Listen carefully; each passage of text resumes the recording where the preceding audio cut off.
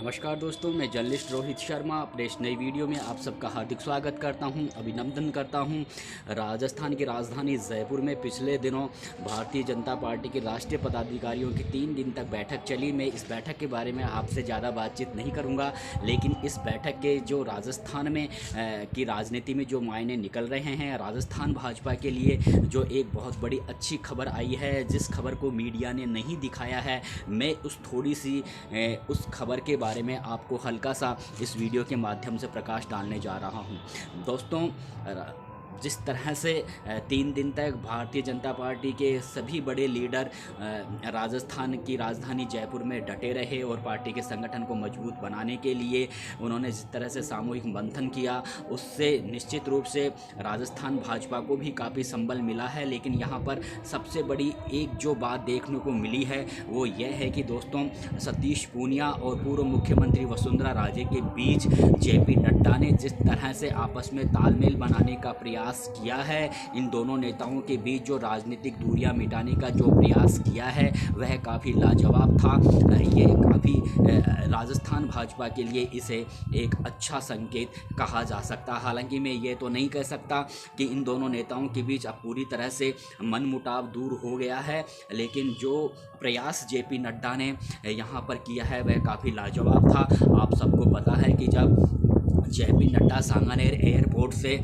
कुकस में जहां पे राष्ट्रीय पदाधिकारियों की जो बैठक आयोजित होने वाली थी, इस दौरान जगह जगह जेपी नड्डा का भारतीय जनता पार्टी के कार्यकर्ताओं की ओर से शानदार स्वागत किया और इस स्वागत समारोह में जेपी नड्डा ने अपने साथ में पूर्व मुख्यमंत्री वसुंधरा राजे और भारतीय जनता पार्टी के प्रदेश अध्यक्ष सतीश पूनिया को पूरे स्वागत समारोह में अपने साथ में रखा। और सबसे बड़ी बात यह है दोस्तों, जब कुंडा में आमेर के कुंडा में तिराहे पर जब स्वागत समारोह हो रहा था, जो ये आमेर क्षेत्र है, ये सतीश पूनिया का निर्वाचन क्षेत्र है, इस निर्वाचन क्षेत्र के स्वागत समारोह में वसुंधरा राजे ने जेपी नड्डा के साथ में अपनी उपस्थिति दर्ज करवाई। और स्वागत समारोह में जिस तरह से सतीश पूनिया ने ये कहा कि जो उनका स्वागत करने का जो शुरुआत थी, जो उनका भाषण था, वह काफ़ी लाजवाब था। उन्होंने सबसे पहले जेपी नड्डा को श्री राम बोला, उन्होंने बोला जेपी नड्डा को जय श्री राम, और उसके तुरंत बाद उन्होंने वसुंधरा राजे को भी जय श्री राम बोला। और जब वो सतीश पूनिया जब जेपी नड्डा को माला पहना रहे थे तो उन्होंने बाकायदा ये भी कहा कि ये मेरी तरफ से और वसुंधरा राजे की तरफ से और आमेर की जनता की तरफ से मैं जेपी नड्डा का स्वागत कर रहा हूं। तो ये एक बहुत बड़ा यहाँ पे जो दृश्य देखने को मिला वह राजनीतिक हलकों में भी काफ़ी चर्चा का विषय बना रहा। और जो भारतीय जनता पार्टी के जो तमाम नेता वहाँ पर थे, वे भी इस दृश्य को देखकर काफ़ी अंदर काफ़ी प्रसन्न दिखे, क्योंकि सतीश पूनिया और वसुंधरा राजे के बीच जो राजनीतिक दूरियां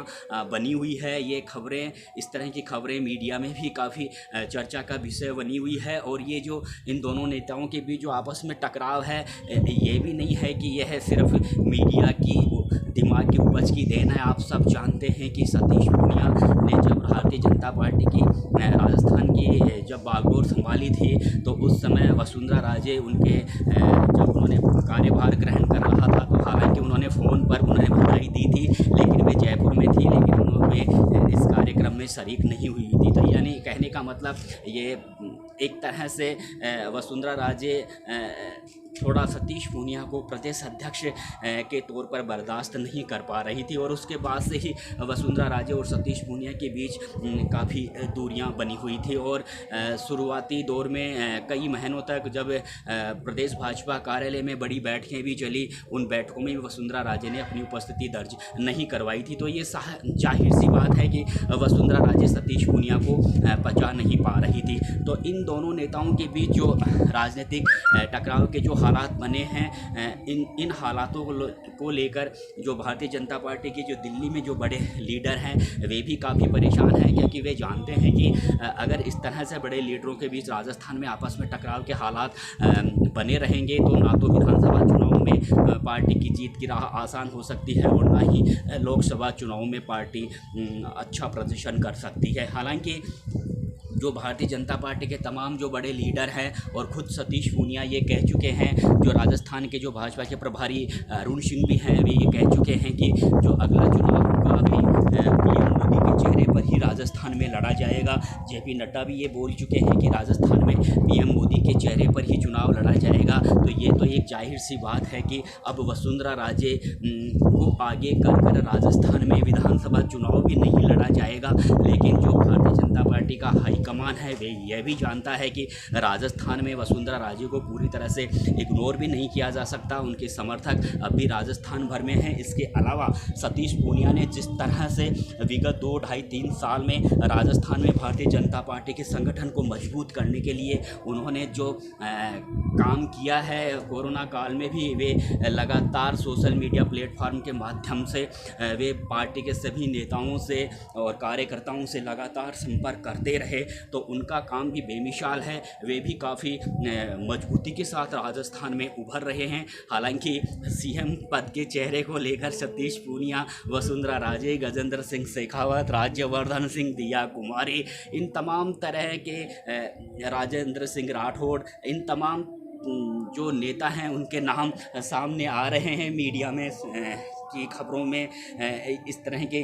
जो चर्चाएं हैं, जो खबरें हम देखते रहते हैं। हालांकि सीएम कौन होगा इसके बारे में कोई कन्फर्म नहीं है। लेकिन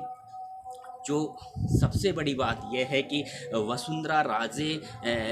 और सतीश पूनिया के बीच जो तालमेल बैठाने का प्रयास जेपी नड्डा ने किया है, उसके अच्छे परिणाम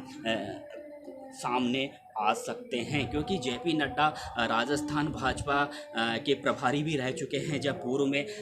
वसुंधरा राजे राजस्थान की मुख्यमंत्री थी, उस समय भाजपा हाईकमान ने जेपी नड्डा को राजस्थान का प्रभारी बना कर भेजा था। हालांकि वे ज़्यादा दिनों तक टिके नहीं थे, लेकिन उस समय जब वो राजस्थान में आए, जयपुर में आए,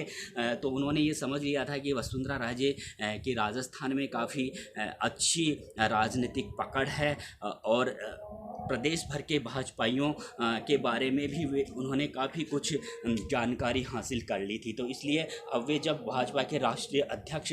पद पर तैनात हैं, तो वे राजस्थान की राजनीति के बारे में और राजस्थान के भाजपाइयों के बारे में बहुत अच्छी जानकारी रखते हैं। यही वजह रही कि जब उन्होंने ये सोचा कि सतीश पूनिया और वसुंधरा राजे के बीच आपस में तालमेल नहीं बन पा रहा है, तमाम तरह की कोशिशों के बावजूद भी इन दोनों नेताओं के बीच में आपस में सामंजस्य नहीं बन रहा है, तो उन्होंने अब जिस तरह से पिछले दिनों जयपुर में राष्ट्रीय पदाधिकारियों की बैठक में उन्होंने इन दोनों नेताओं के बीच आपस में जो राजनीतिक खाई, जो दूरियां बनी हुई है, उन्हें जो मिटाने का प्रयास किया, वह राजनीतिक हलकों में भी चर्चा का विषय बना हुआ है। इसके अलावा राजस्थान की भाजपा के लिए भी इसे एक बड़ी खबर कहा जा सकता है। नमस्कार दोस्तों।